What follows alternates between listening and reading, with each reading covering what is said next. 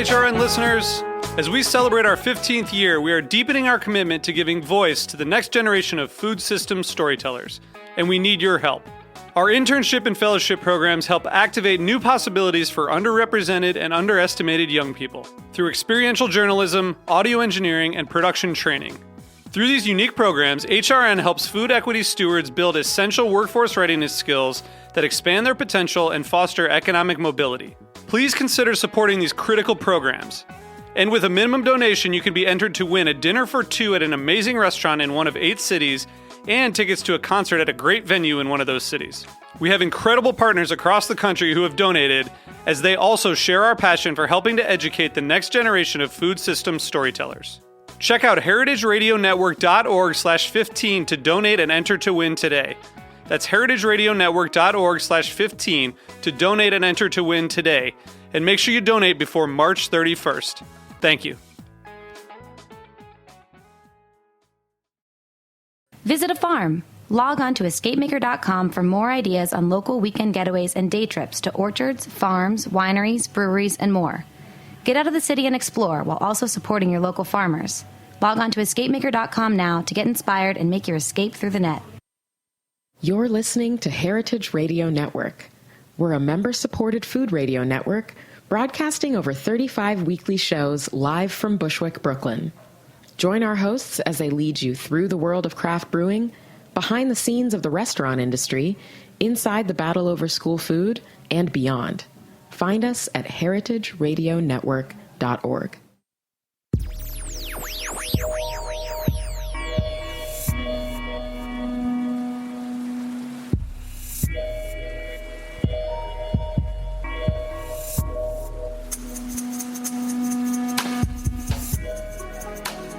All right. Thank you so much for tuning in to the Heritage Radio Network. You, of course, are listening to The Farm Report. I'm your host, Erin Fairbanks.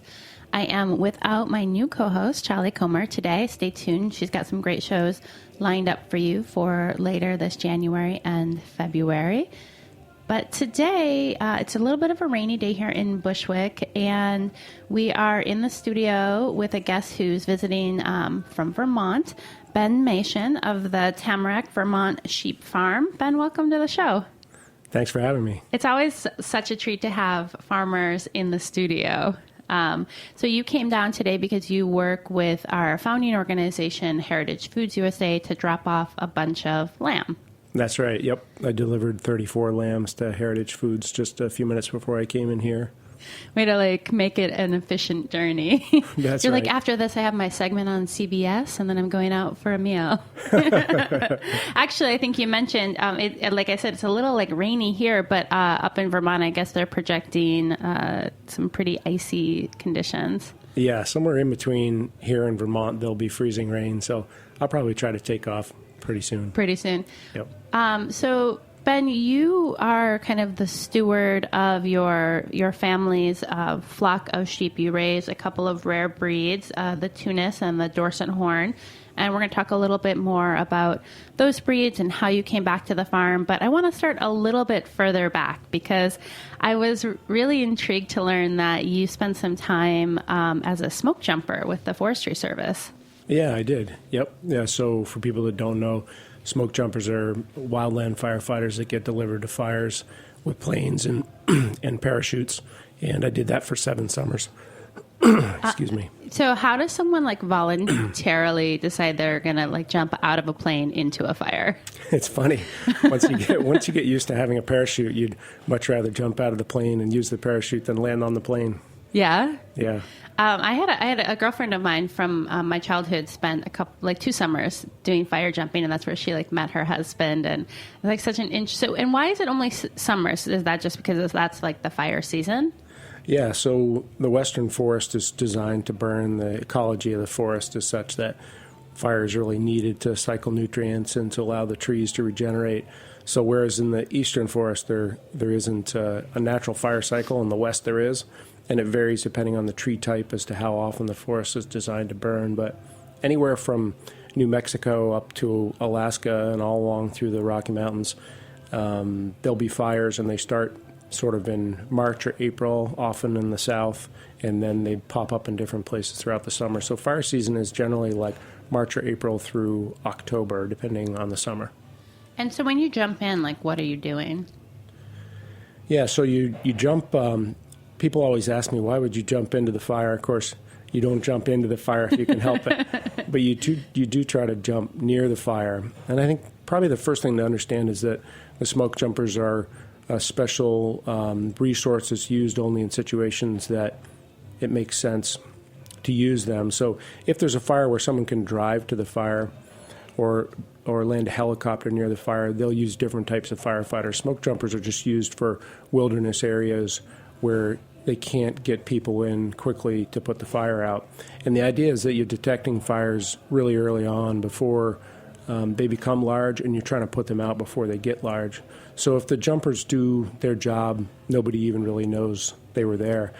And the way you fight a fire like that in a wilderness area without the normal resources that you would expect a firefighter to have, such as water and pumps and those types of tools, is to essentially deprive the fire of fuel. So we might jump a fire that's not much bigger than this room, and because we're there within an hour of when the lightning struck the tree to start it, we can dig around it with hand tools and starve the fire of fuel, and then we work through bit by bit extinguishing that fire and mixing it with the cold soil until we can go through on our hands and knees and make sure everything is out.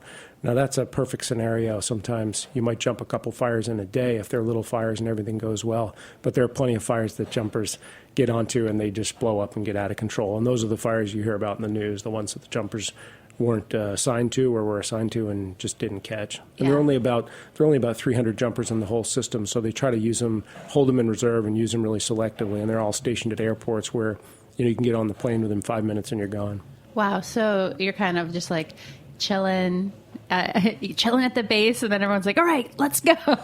Yeah. You're like kind of like funny scenarios with like the pot of stew on the stove or whatnot. So what were you doing in the off season? Let's see, it depended on the year, but for several of those years I was getting a master's degree in forestry.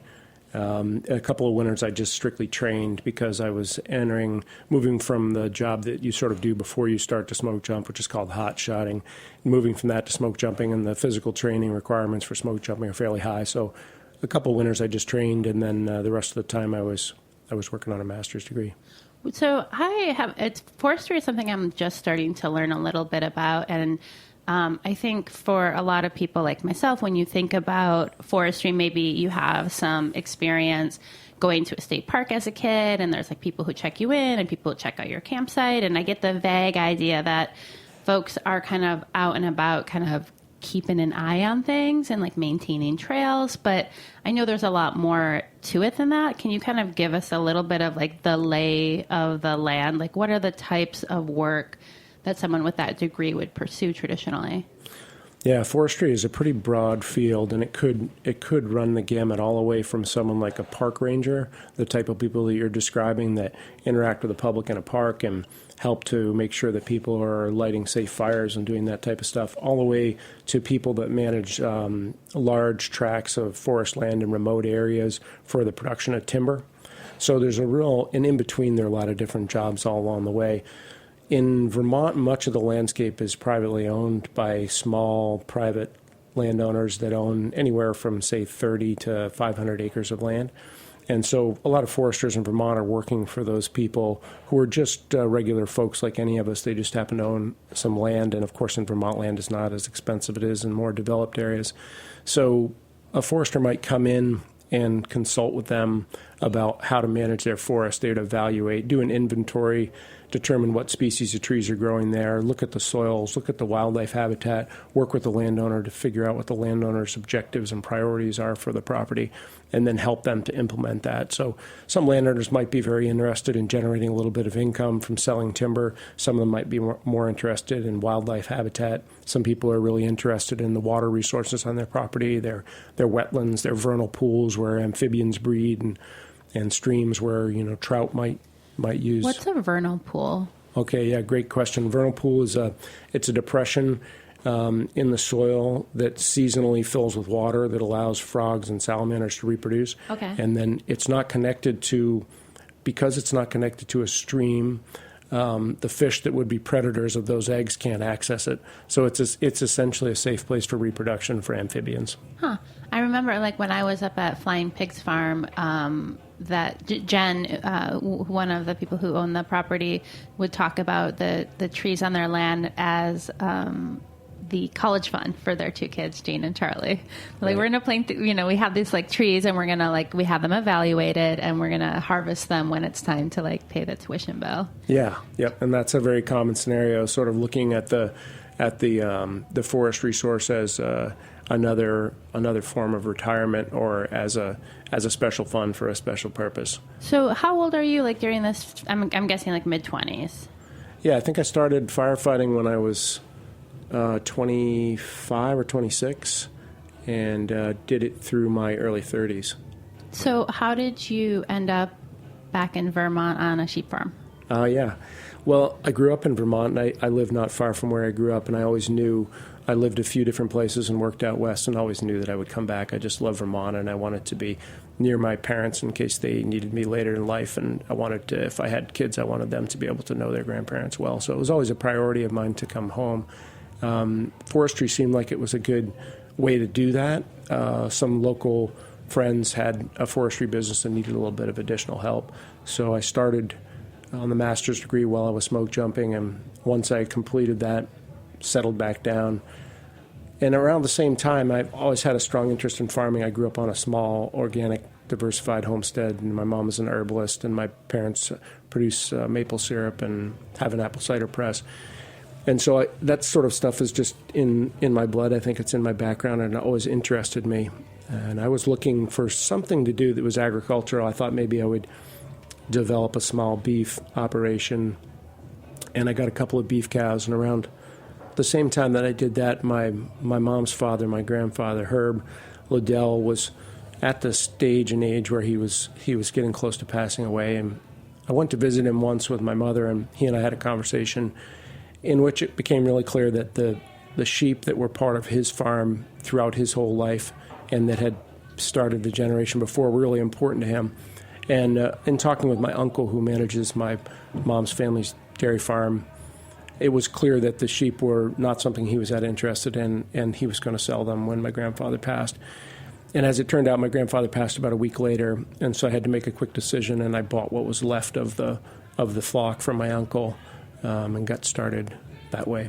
And I feel like that's kind of usually how it goes with livestock. People tend to identify or not with different types of animals. They're like, I'm a beef person, I'm a goat. It's like some folks do like a bit of everything, but there seems to be like almost like a personality match or physical match, or I don't know. Like, has that like borne out for you? Like, are you like, yep, I'm a sheep guy? Or are you like, no, this is just like the way my life went, so this is like what I'm doing? Yeah, I think with me it's more the latter. I'm interested in all types of animals, and the sheep were something that were going to be lost if I didn't do something. And so I jumped in with the idea that I would just maintain what we had, and I never anticipated growing it in the way that we have. But yeah, I like cows just as much as I like sheep. No discrimination here. No. And so this flock, one of the things I think that's like a little hard to, I don't know, to kind of wrap your head around when you're thinking about genetics of animals and like how that works. Like, why is it important to maintain a flock? Like, how do you decide to grow a flock? Like, what are some of the kind of standard practices for that? So you were starting out with the Tunis and the Dorset. Were there other breeds on the farm as well? No. So my great-grandfather in the 1920s had started with Tunis, and he started with 2 lambs and grew his flock from there. His name was Eddie, and his wife's name was Neely. And they were focused on the Tunis as a sheep breed, which they kept alongside the dairy cows, and the dairy cows have always been the financial driver of their farm. And then my grandfather, when he was ready for a 4-H project, started with the Dorset Horn. And so then the 2 breeds were managed. We always maintained the Tunis because they had been his father's. And so the 2 breeds were managed side by side, but both kept, most of them, both breeds kept pure. So they had rams of each breed, and they had ewe flocks of each breed, and they would, they could mix them, as we do now, mix them when they're not during breeding season, and during breeding season they get divided out and bred by the breed. By the breed. So I think sheep are so interesting because there's potential for meat, there's potential for fiber, and there's potential for milk. So what are like the Tunis and Dorset, like what are they known for?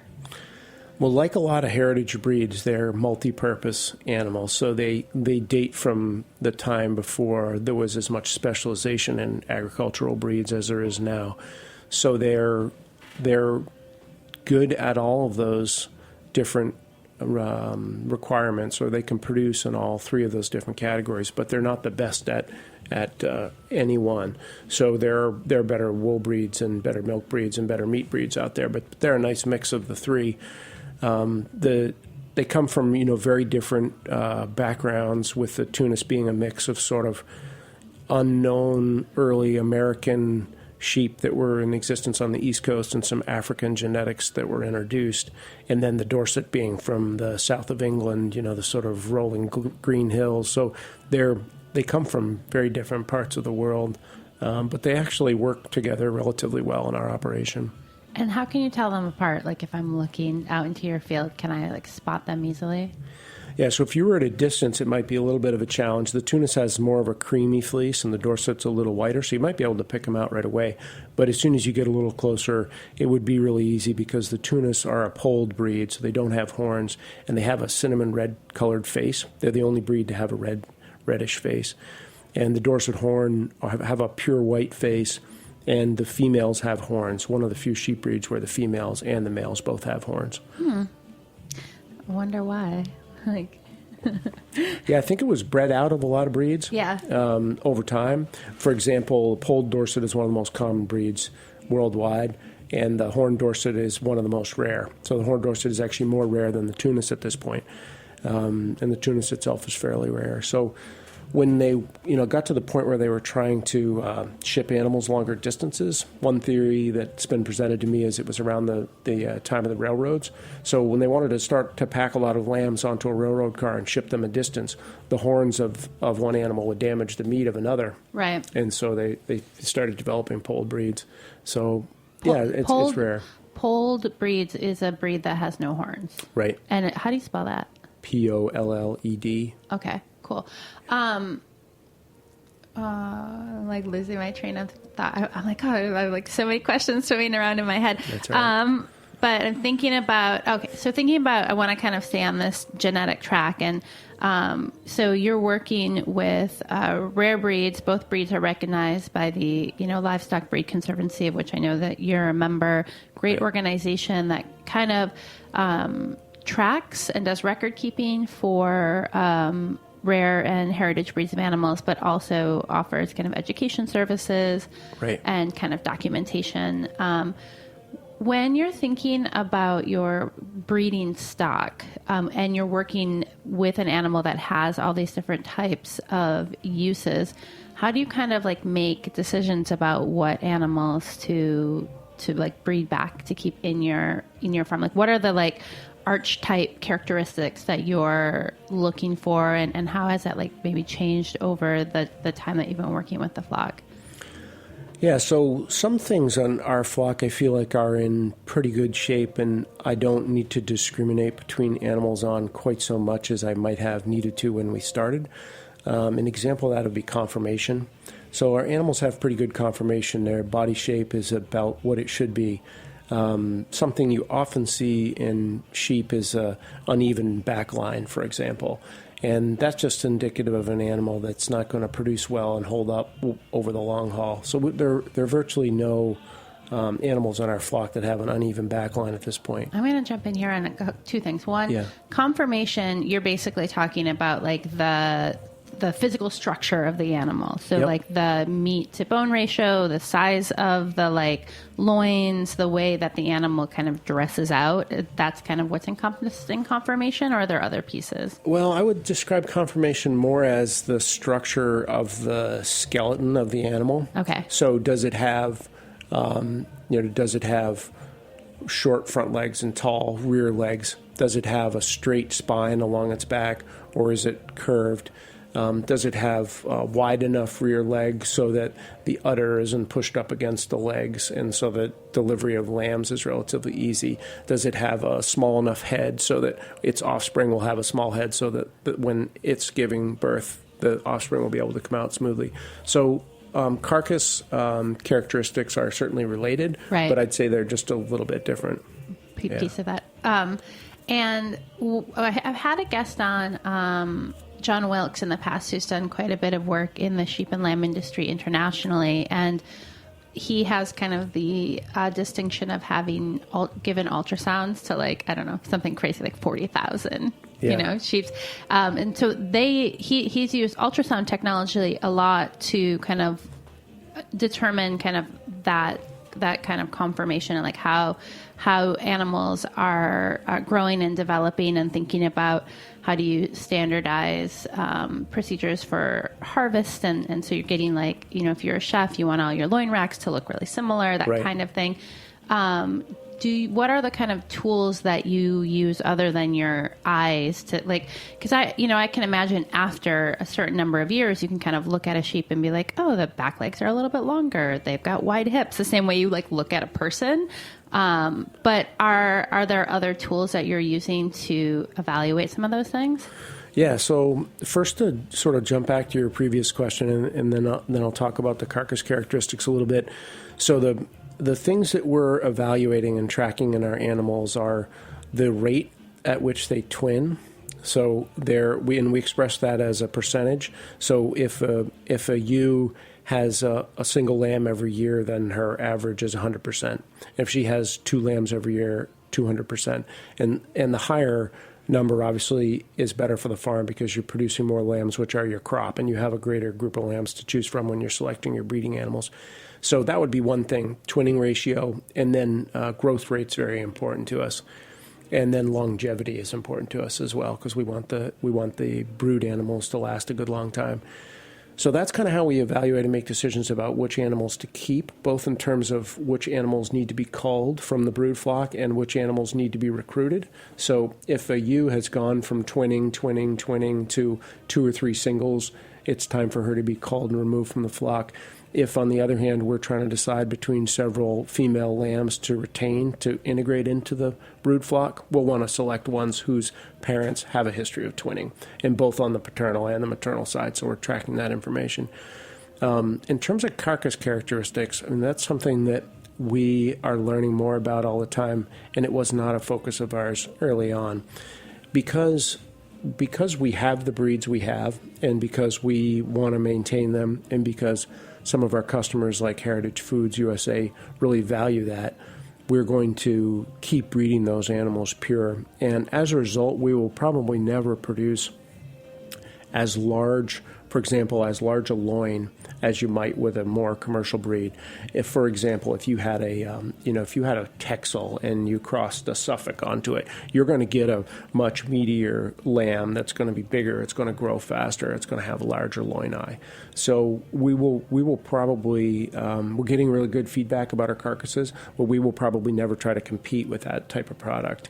There's also, in the commercial lamb market, they're using breeds that are just much larger framed, much larger skeletons, much larger breeds overall, and they're growing them as they do with cattle in the West. They're growing the skeleton of the animal on the range with grass, and then they're bringing them into feedlots and feeding really high amounts of grain, so that you have this big, somebody described it to me once as a coat hanger, the skeleton being sort of like a coat hanger, and you grow this big coat hanger, and then you bring it into the feedlot, and you put all this grain into it and put a big coat on that coat hanger. And as a result, you buy a Colorado lamb, as a chef, you're probably going to get a much bigger carcass, and it's going to be an older animal and a larger carcass, and that may be just what you want, and it may not. Right. So there's kind of, you're making, I feel like I'm always fascinated the moment you start to tuck into this stuff, like how many just factors there are to one, get educated about, to be paying attention to, and looking at this type of a business infrastructure, you're like, man, I have to be good at so many things. Yeah, it's by far, I've done a few things that were challenging, and been involved in the startups of several businesses, and done a number of things that people said either couldn't be done or couldn't be done as fast as I did them, and nothing has humbled me the way farming has. It's absolutely the most complex thing I've ever tried to do, and there are just numerous things to learn about and numerous ways to fail, and so it's humbling. Like I'm trying, I feel that way often with like different kind of jobs or tasks that I've had, where I'm like, all right, well, like once I've made all the mistakes, then like I'm going to be in a good spot. Yeah, right. Well, we are going to kind of continue talking about some of these challenges and learn a little bit more about your operation, but we're going to take just a short break here to hear a word from our sponsor. So hang tight, guys. You're listening to the Farm Report, and we will be right back.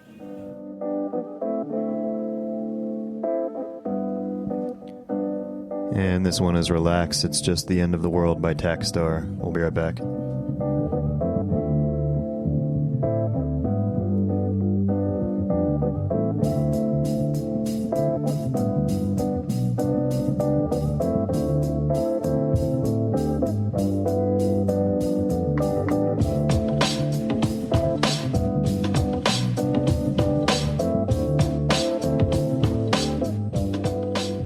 Visit a farm. Log on to escapemaker.com for more ideas on local weekend getaways and day trips to orchards, farms, wineries, breweries, and more. Or come by Escape Maker's Blue Tent and Grow NYC's Green Markets and pick up a guide to local agritourism escapes to the Green Market's own farmers and producers. Have you listened to On the Road with Beer Sessions Radio? Escape Maker has teamed up with Heritage Radio to design a vacation package that provides a first-hand experience of the local flavors from some of New York's best craft beverage producers. Listen in and book your trip at escapemaker.com/heritage radio. No car? No problem. Escape Maker features plenty of ideas for car-free getaways, including discounts via Amtrak. Get out of the city and explore, while also supporting your local farmers. Log on to escapemaker.com now to get inspired and make your escape through the net.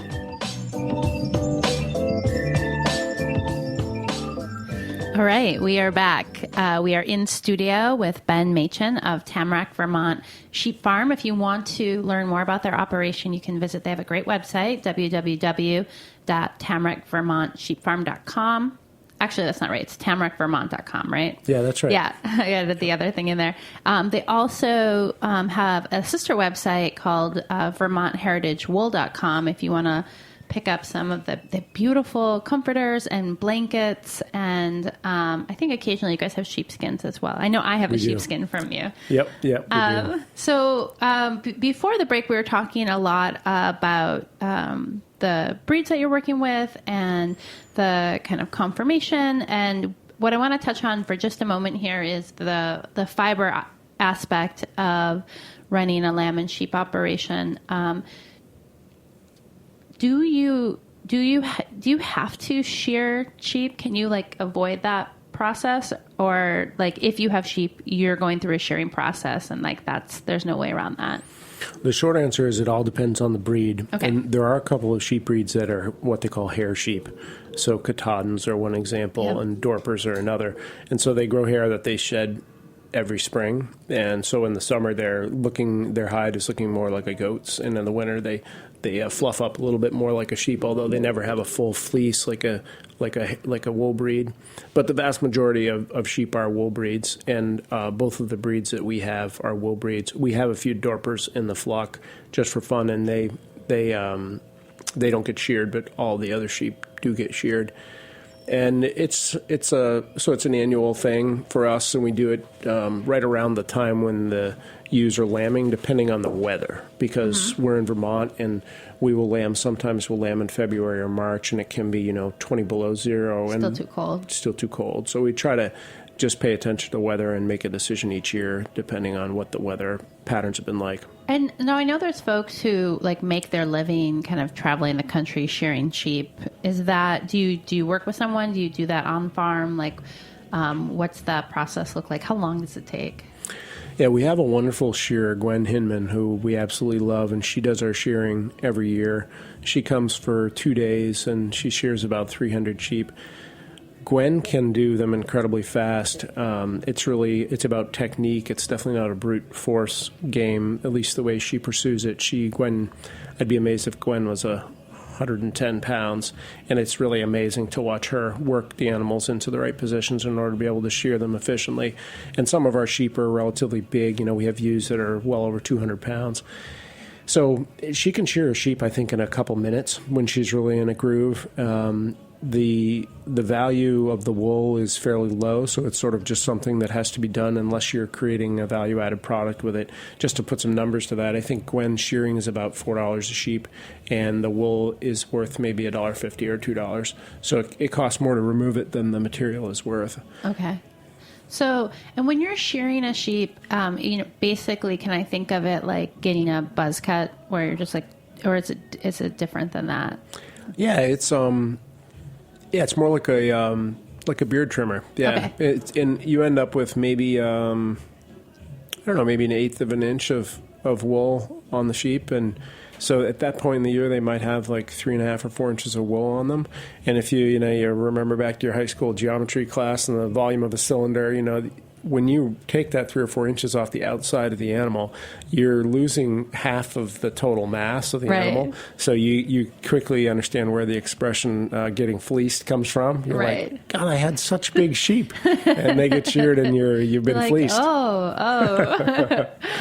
Yeah. So when I buy the sheep skin that I have at my home, that has been harvested when you slaughter an animal because right. It has the skin attached. Yep, right. Okay. That's right. Yeah, so those are usually they're lamb skins, but not always. So sometimes you might get a larger skin from a culled ewe or a ram that's been retired, but by and large those are lamb skins. So you indicated obviously there's kind of the financial realities of the value of the wool, which it kind of goes back to that breed question where you're looking at kind of what are these breeds known for, and obviously it's not the wool. So what do you like do with it? I mean, does it become a waste disposal process and you like pull some of the like nicer ones and put them into the like woolen business, or is there kind of a commodity market that you just show up and they're like, yep, we'll give you $1 a bale, or how do you kind of like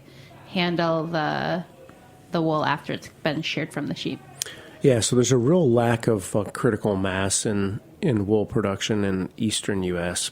and probably in the U.S. as a whole, but certainly in the eastern U.S. So without a critical mass of raw material, there isn't much of a market. And there are some wool pools, they're called, where a bunch of different farmers will bring their wool together, and then a wool buyer will come and purchase them. And it takes a fair amount of time to be involved in one of those, and the return isn't that great. So a lot of farmers don't bother. A lot of them sell the wool to their shearer, or Gwen will take the wool and offer us a discount for half the value of the shearing or something. But in our case, we take the best wool and we turn it into a line of woolen products. And the two main things that we're doing are blankets and wool comforters. And so the wool is cleaned and washed and turned into yarn and then woven into blankets. And on the other hand, with the comforters, it's cleaned and washed, and then it's a process called carding, where the wool sort of goes through a mill with all these tiny wire arms that fluff it and clean it and create sort of a bat, like someone would use inside of a quilt, or that you might find inside of a jacket. Sort of a bat that then gets covered. And those are great products. Though wool has a lot of amazing properties, and we use them all the time and love them. Yeah, I've been thinking, so we have a new show on the Heritage Radio Network that I definitely recommend if you're into a lot of the topics we talk about on the Farm Report. You should check out. It's called Magnifico. It's all about sustainability in the fashion industry. So one of the things that Kate covers, the host Kate Black, is looking at the fiber industry, is looking at the clothing industry and textile industry, and what is the impact of those? What are the waste streams from those? Like, how does the production work? How do we, in the same way we think about being responsible food buyers, how does that translate to like the clothing in our life or the textiles in our life? And it's been super interesting to kind of learn more about that. And there's so many parallels. And I've been thinking a lot personally about how do I like put my money where my mouth is when it comes to my like fashion and textile consumption. And it's so weird. Like one of the things that is cost to like the end consumer. Like it just costs a lot more to buy nice, sustainably made stuff. Yeah. There's no doubt about that. There was a great piece on NPR as I was driving down this morning about clothing manufacturing in Vietnam and just the cost of labor and the lack of environmental regulations. The way that taxation systems are set up in the two countries really favors the cheap production of material over there and us purchasing it. And it was a real eye-opener for us to go through the process of having these products made. We use a couple of different artisans at different stages to produce the different pieces of it because we don't have the skill or equipment to do all of it ourselves. And the cost just adds up really quickly when you're paying American wages and trying to do it right. Trying to do it right. And one of the interesting things that I learned from one of Kate's early episodes was, there's this idea that because clothing has become so much more inexpensive than it has been historically, that we as consumers are really, we're driven by price. We want to buy like cheaper things so we can save money. But the weird thing is we actually are just buying tons more stuff. Right. So I think the statistic was something crazy. It was like women today have 8 times more pieces of clothing in their closet than they did in the 80s. So instead of buying the one, $160 shirt, we've got, 8 $20 shirts, 6 of which we don't wear. Right. I think, I feel like a lot of girlfriends in my life have been really reassessing their buying choices and doing the kind of Marie Kondoing. She's like the amazing kind of Japanese tidying expert as far as really looking critically at their wardrobe. Right. And being kind of shocked by when you go through it and you start putting stuff that you don't use or you don't wear in bags, like how quickly that adds up. And then when you start to translate that into just the money that you've spent, it's kind of wild. And I feel like it's often very motivating for me to like, in the same way I try to with my food, is like buy fewer, nicer things. Right. Yeah, I mean, I hope that as a culture we've gone through a period of having so much inexpensive stuff, whether it's, electronics or whether it's clothes or whether it's food, that was extremely exciting to us because it was all available. But I'm hoping that we're going through that wave and realizing that that doesn't translate to a better quality of life or happiness, and that, less is more. It certainly seems like you're starting to see more of that in house and interior design where there's more sparse, things are more clean. The value of, especially with all the sort of electronic gadgets that we have ourselves hooked to, just the value of a clean space and a clean slate. It's such a rare thing to be able to find the way our culture has evolved that I'm kind of hoping that'll be a trend. A little bit of like a backlash. Well, on that kind of conservation note, I think it's good for us to point out that even, we've touched on a lot of different aspects of the farming business, but that is not like, that's like one of the ways in which you and your family make a living. Right. You still work with the forestry business. You do a lot of work around kind of conservation and sustainability, looking at how people are using and interacting with the land, and obviously taking those like skills and that approach and applying it to the property that you guys own. Right. And so we've got a couple of minutes left here, but I wonder if you could talk a little bit about what are you kind of working on right now with regards to land management for your property? Like what are kind of the challenges and opportunities and kind of short and long-term goals for you on the farm? Yeah, so we do a lot of recycling of nutrients. In particular, anything that gets fed to the animals obviously results in manure. That manure, because of the system that we use in our barns, is called a bedded pack system. So the manure layers in the barn with dry hay. So that we're always adding dry hay on top or wood chips so that the animals have a nice dry place to be bedded in the winter. And yet that's all getting integrated with manure throughout the winter. And so we're not cleaning it out every day. It's building up. It could be several feet deep by the spring. So we'll take all that out in the spring, and we make a long windrow of it, sort of a series of piles all in a long row with a dump truck. And we let that rot down, and we'll manage it with a tractor. And refolded into itself until it composts down really well. And so we're getting a really nice product that we can use to fertilize our fields. And that's the main way that we fertilize our fields at the home farm.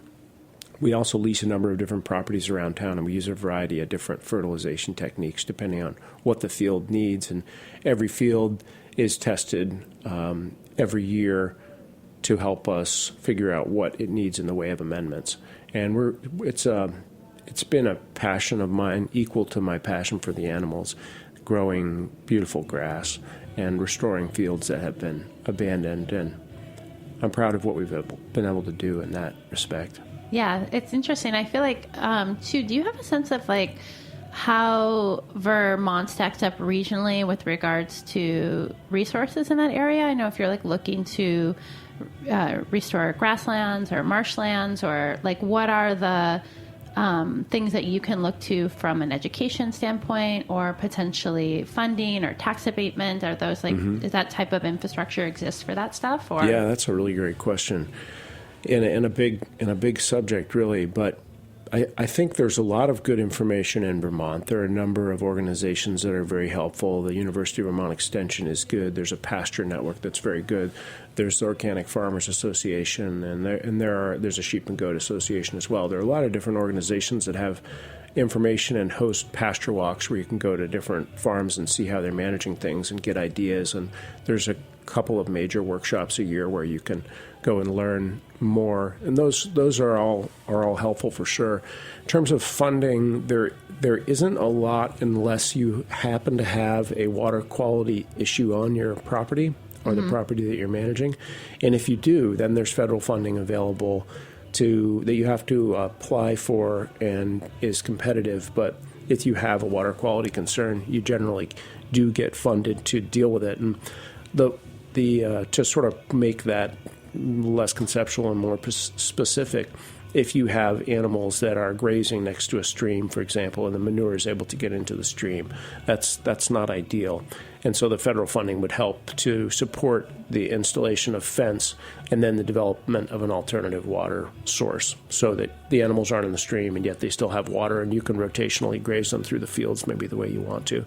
So there isn't funding available to just restore land, right, unless you happen to have some other adverse impact. The water, on. Yeah. I mean, I know that's something that we think about a lot here in New York State because of where our watershed and where the water supply for the city comes from. It's kind of interesting, and we'll probably hear more about that throughout the season because Chally, my co-host, spent a long time working for the Watershed Council. So I feel like that kind of looking at protecting the watershed and the way that agriculture impacts land, impacts climate is something that we'll be touching on. It's something I feel like we're hearing about a lot more in the news. Right. And often I find the reporting to be incredibly confusing. Right. And the presentation of stuff ends up being super black and white in a way that I don't think is particularly helpful for folks. So. Right. You could say that of a lot of media in this day and age. And it certainly seems like in Vermont, we were having our big water quality issue is Lake Champlain. That's getting the most attention sort of at the state level and regionally. And there's a trade-off there because one of the main source of pollutants is agriculture.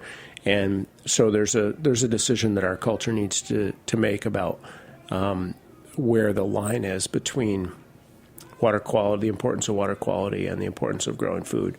And I think that there's a way to do that gracefully, but it isn't helped by people that are trying to paint it in a black and white way because it is complex, I think. Yeah, and something that we'll continue to explore. Well, sadly, we are out of time, but Ben, we will have to have you come back next time you're down in the city making a delivery for Heritage. We can make this like a regular thing. I would love to. Yeah, I had a lot of fun. Thanks for having me on. Yeah, of course. I know, folks, obviously, if you want to try some of the delicious lamb that Ben raises, you can find it on the Heritage Foods website, which is heritagefoodsusa.com. You can learn more about the farm by visiting tamarackvermont.com and get information on the meat there. Also links to some of the fiber stuff. Anywhere else that you would point folks if they want to kind of find your products or more about you guys? Or no, I think that pretty much covers it. Yeah, awesome. Well, thank you once again. You've made your way through another farm report. Stay tuned. We've got some great shows coming up for you later this month. Definitely check out Magnifico, the show I was mentioning earlier, hosted by Kate Black. It's an awesome kind of entree into the fashion and textile world. And is available for free. Like all 35 of our weekly programs, we are a member-supported nonprofit radio station. So if you believe that it's important to have conversations like this out there for people to learn and to grow their knowledge, please consider becoming a member. You can do that by visiting the website, www.heritageradionetwork.org. Click that being heart and toss us a couple bucks. Would love to hear more from you, what you guys want to hear more of. You can leave a review on the website. You can leave a review via iTunes. Definitely helps us know kind of that you're out there, that you're listening. Hi, Mom. Thanks again, guys. Stay tuned in. We'll catch you next week.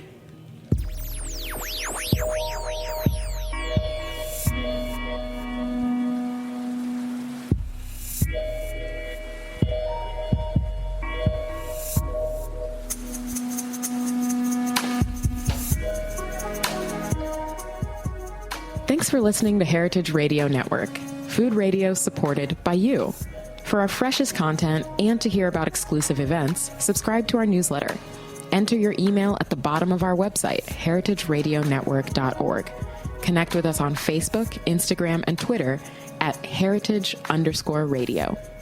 Heritage Radio Network is a nonprofit organization driving conversations to make the world a better, fairer, more delicious place. And we couldn't do it without support from listeners like you. Want to be a part of the food world's most innovative community? Rate the shows you like, tell your friends, and please join our community by becoming a member. Just click on the beating heart at the top right of our homepage. Thanks for listening.